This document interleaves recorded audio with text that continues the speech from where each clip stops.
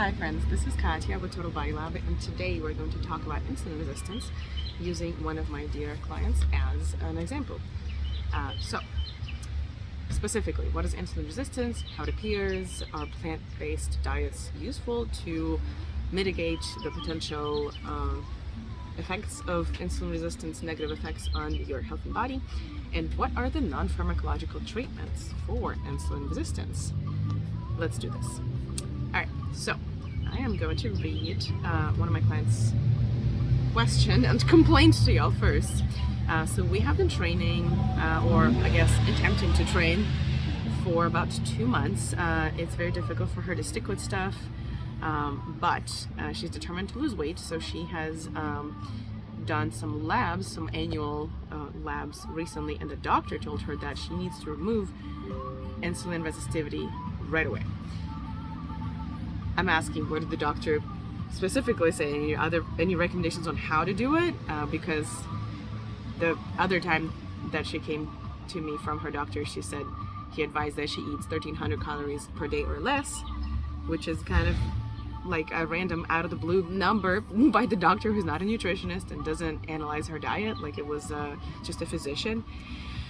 So, FYI, she weighs about 190 pounds, and I think she's about 5'5". So, like, where does that number come from? I have no clue in terms of the doctor's advice.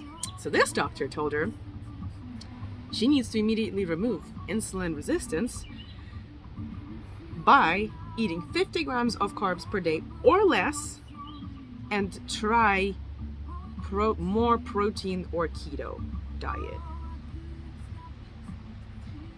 I haven't specifically made a video on keto, but you probably can infer what I think about keto. It's basically, it means starvation scientifically. It's not really a useful thing to do. Your body is in starvation mode. That's why you have this clear thinking, is because you starved yourself so much that like your brain just refuses to think about food, gave up on you. So anyways, I'm asking her, okay, 50 grams of carbs or less, have you thought about maybe removing processed foods such as chips, ice cream, cookies, cheap fluffy white bread, etc., like simple carbs, and alcohol, of course, clearly, which is not even a carb. It's like alcohol sugar. It has 7 calories per gram, not 4, and it doesn't have any nutrition whatsoever. Because not all carbs give people insulin resistance and type 2 diabetes, right? I don't think anybody has ever gotten type 2 diabetes out of eating like too many apples or bananas. Like, it's just mind-blowing. That doesn't happen. So I am responding to her that basically 2 servings of oatmeal is it's more than 50 grams of carbs already. It's like 53 depending on what you count as a serving. But yeah, like, pulled up cooked oatmeal nutrition, and this is 28 grams. This is 1 serving, right? So if you eat 2 servings, or God forbid if you put some bananas on that stuff, like, you're already over your carbs. And then what do? Like, the only things that do not have carbs are meat, fish, cheese, and oils, I guess, like refined oils. So it's really weird to me when people say, oh, you eat too many carbs, like try eating less carbs and then you lose weight. It's those foods, let's leave alone the fact that most of them are animal foods, and most of the people I think that watch this channels are vegans or vegetarians. Let's say, okay, you're trying to lose weight by eating calorie dense foods that have a lot of protein and a lot of fat, such as your eggs, your bacons, your cheeses, trying to reduce carbs, right?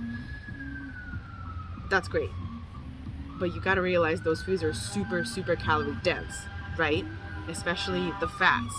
If you're trying to keto, it's very hard to stay full because like this much oil has as many calories as, this big of a salad. So I have not tried keto, but a lot of my friends did. They were just complaining how constantly hungry they are. It's really difficult to stay full until they are in full keto mode, which is when their body is just like, I'm not gonna think about food anymore. We're dying here. We're dying. So yeah, I don't think 50 grams of carb per day or less is enough to stay healthy and energized, especially as a young woman who attempts to train or lift weights or do some cardio activity pretty much every day. So we haven't even talked about going to the bathroom. Like, do you want to poop once a week if you have no fiber? Like, if you only eat animal foods and, you know, fats, even if it's vegan keto and they are like vegetable oils, and you eat a bunch of avocados, which are mainly fats. Let's see, what else do you eat? You can eat tofu. Tofu is half and half protein and fats, sorry. What else can you eat on keto? Tempeh has fats. You can probably eat some soy, but that has some carbs. You can probably eat, you can eat nuts. I guess nuts, tofu, and avocados. Yeah, that sounds like no pooping for days to me. Like, that's just not enough fiber. It's really interesting how we as vegans get asked, like, oh, do you get enough protein? We don't respond to meat eaters. Oh, do you get enough fiber? Like, what do you do to make sure your bowels actually work well? It's almost never a consideration, which is kind of weird. Okay, let's look at the article that I am really enjoying right now. Pharmacological treatments for insulin resistance. Effective intervention of plant-based diets. Critical review. That is a meta-analysis of like 1,262 articles. Crazy amount of data, and I'm just gonna jump to the conclusions, not to bore y'all with this other stuff. Maybe I'll cite some things that were particularly interesting in a minute. But the conclusion was that vegetarian diets show beneficial effects not only on insulin resistance but also on other health parameters, which, I mean, we have talked about that before. This is an insulin resistance video, right? So we already know that they pleasantly impact body weight, BMI, the amount of body fat, lipid profile, and meat-free diets are suitable for everyone. Of course, you need to balance your vitamins, but so do omnivores. Like, yes, there needs to be enough protein no matter if you're vegan or not. There needs to be enough vitamin D no matter if you're vegan or not, omega acid, zinc, etc. Fiber, especially if you're not vegan. But anyways, the thing that kind of did surprise me was that lentils had a really, really good effect on dropping insulin resistance specifically. That was funny. I do eat more lentils instead of like rice, for example. Some vegans have their lentils as a protein. I usually have my lentils as a carb, and I put seitan on top of that, or like, you know, fake meats on top of that. So that's pretty cool. According to our article, the exact causes of insulin resistance have not yet been fully understood, but the increased intramuscular fat and fatty acids metabolites are among the high suspect risk factors. So excess body weight is considered to be the main cause of insulin resistance, and in like 10 to 15 years, that usually leads to type 2 diabetes being developed. The primary non-pharmacological treatment for insulin resistance sounds pretty simple, even though also apparently very hard to do, because people try to treat it pharmacologically, right? Get it treated that way. Dietary changes should include a modification of eating habits, reduction in energy intake, not carb intake, energy intake, right? For excessive body weight, avoidance of carbohydrates that excessively stimulate insulin secretion. So you're looking at high glycemic foods, high glycemic carbohydrates, not all carbs, right? Not all carbs are created equal. And of course, regular exercise.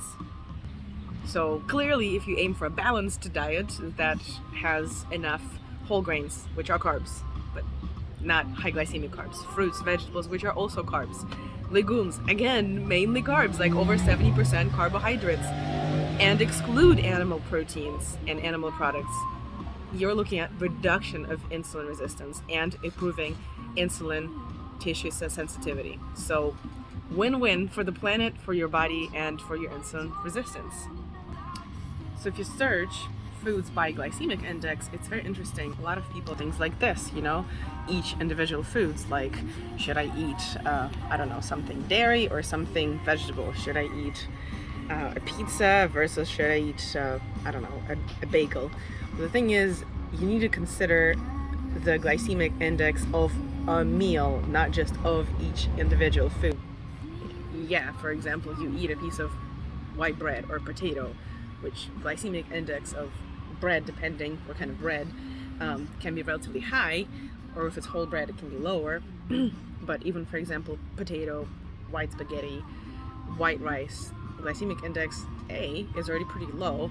It's like 35 to 45, and 70 is considered, 70 and above is considered higher. But you also got to keep in mind that you probably are eating that with whatever the veggies, with whatever the side, right, with whatever the protein. So everything that you are intaking in that meal, that glycemic index counts, not just, oh man, I'm eating a potato, holy crap. Like, and even then, potato does not have the highest insulin index, glycemic index, right?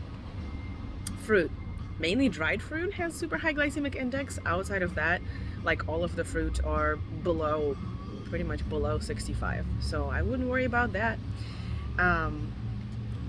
Overall, you can look up the glycemic index charts, but if you just stick to basic logic of, you know, not eating cookies on top of donuts, on top of pizzas and fried things, you should be fine, right? You don't really need to go down the rabbit hole of researching glycemic index of every single thing in your house. Just try to stick with more whole foods, less processed foods. And by processed, I mean things that have super long shelf-stable life, that probably have a lot of trans fats. They can be vegan as well, but they can have a lot of homogenated vegetable oils, and that's not good. Like, don't eat stuff that has Crisco, basically, in any shape or form. Last thing that I wanted to mention is the advice that I got from one of my other clients who actually has an insulin pump, and she has been dealing with insulin sensitivity and resistance for years and years. So she used to run marathons, and basically she knows to keep something around, some food around that can normalize and stabilize her blood sugar relatively quickly. And she recommends eating protein and fat first, and then, you know, your carbs, your sides after. And whenever you figure out which food trigger you, or which foods kind of make everything super stable and normal, just take a lot of notes and do it as trial and error. If you're trying to figure out, okay, what makes my blood sugar up and down, just take notes and test one item at a time. Don't change a whole bunch of things. After you test one thing at a time, you figure out what works relatively quickly, especially if you don't eat a whole variety of new things, like travel. You know, if you cook and eat at home, that's relatively easy to do. So that's her advice. She's been doing this for years. And yeah, keep in mind that I'm not a doctor. This is all anecdotal advice from my clients and myself. So let me know what you think. Let me know if you have dealt with a problem of insulin resistance or insulin sensitivity and how you approach it. And until next time, thanks. Bye.